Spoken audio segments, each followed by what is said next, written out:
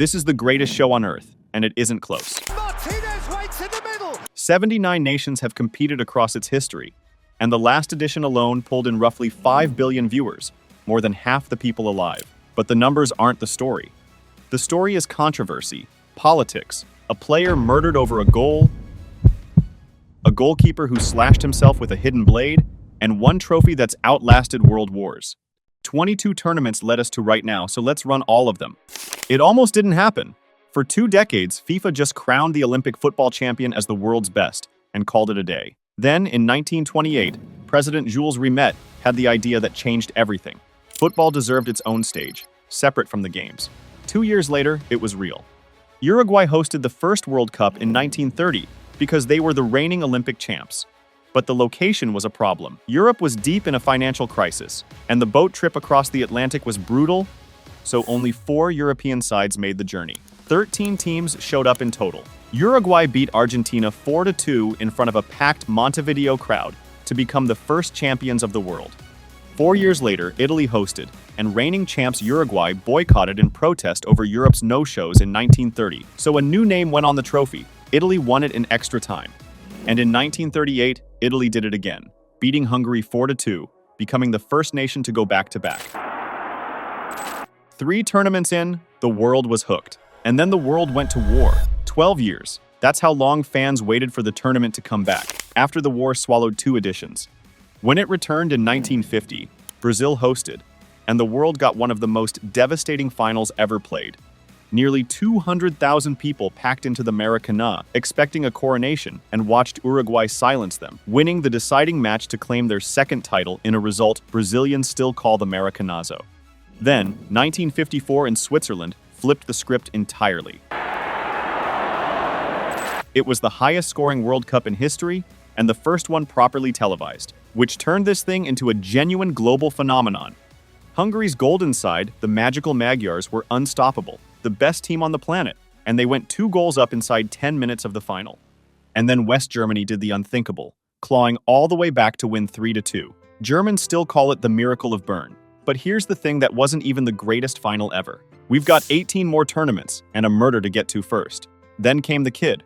Sweden hosted in 1958, and a 17-year-old named Pelé announced himself to the planet, scoring in every Brazilian knockout game and grabbing a brace in the final as Brazil won 5-2. His teammate Mario Zagallo lifted that trophy too.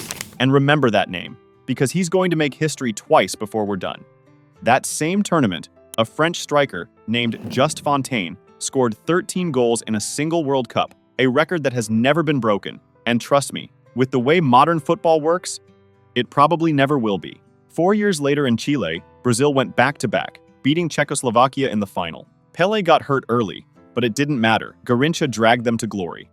This tournament had a dark edge though, remembered for brutal, violent play that peaked in a first-round war between Chile and Italy so vicious the police had to walk players off the pitch. They called it the Battle of Santiago, 1966, and football came home. England lifted their first and only World Cup on home soil, beating West Germany 4-2 in extra time behind a Jeff Hurst hat trick, still the only hat trick in a men's final. North Korea stunned the world by knocking out Italy to reach the quarters. But the real masterpiece came in 1970 in Mexico. The first tournament beamed in color. Brazil produced what a lot of people still call the greatest team ever assembled, winning their 3rd title in 4 tournaments and battering Italy 4-1 in the final.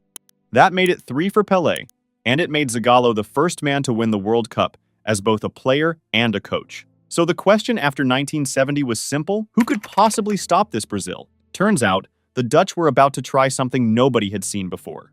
It was never just a team, it was a philosophy. The 1974 Netherlands revolutionized the sport with total football. Johan Cruyff orbiting the whole pitch, every player able to play every role. They were the most beautiful side in the world, and they lost. West Germany, with Franz Beckenbauer and Gerd Müller, beat them 2-1 in the final. Heartbreak number 1. 4 years later in Argentina, the Dutch reached the final again and lost again. 3-1 to the hosts in extra time, with Mario Kempes leading the line for Argentina.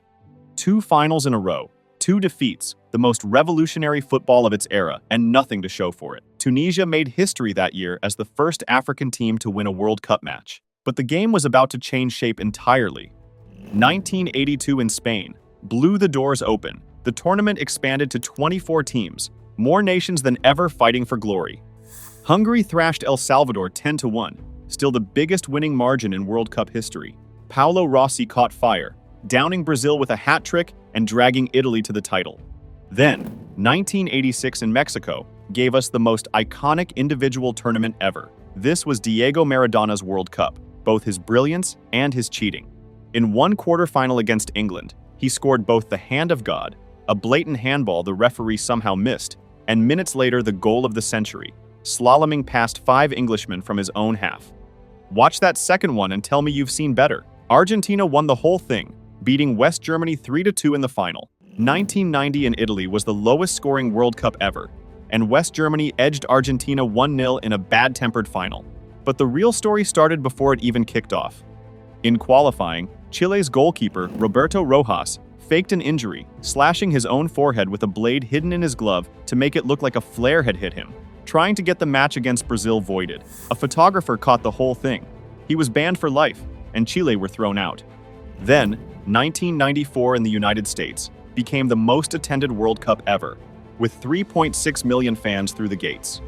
Russia's Oleg Salenko scored 5 goals in a single match against Cameroon, a record that still stands. In that same game, Roger Milla became the oldest scorer in World Cup history at 42. Brazil won the first final ever decided on penalties. But this tournament is remembered for something far darker. Colombia's Andres Escobar scored an own goal against the USA, and after returning home, he was shot and killed. A genuinely dark day for the sport. 1998 in France expanded the field to 32 teams, the format we'd know for the next 24 years. The final pitted Brazil against the hosts, and hours before kickoff, Ronaldo Nazario suffered a mysterious fit that should have ruled him out.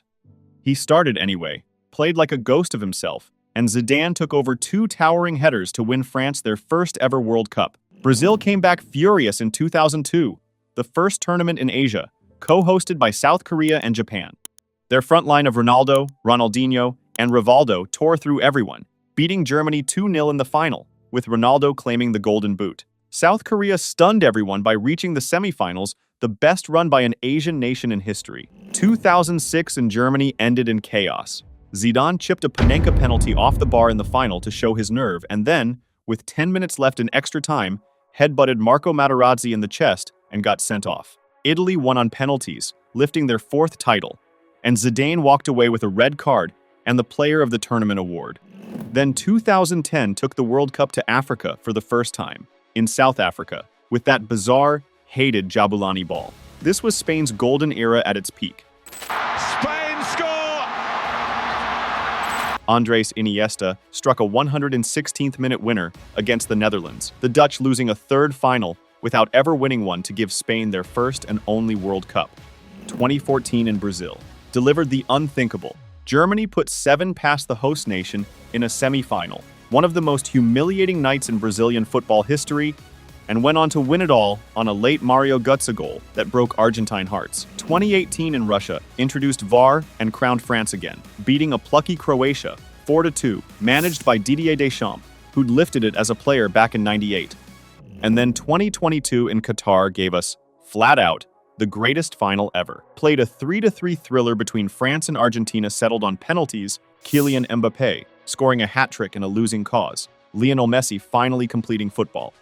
Now, 2026 changes everything again, hosted across the United States, Mexico, and Canada, expanding to 48 teams. More games, more drama, more nations than ever. After 22 tournaments, Brazil remains the only nation to play in every single one. So here's my question for you. Who lifts it in 2026? Drop your prediction in the comments. And if you made it this far, you already know to like and subscribe.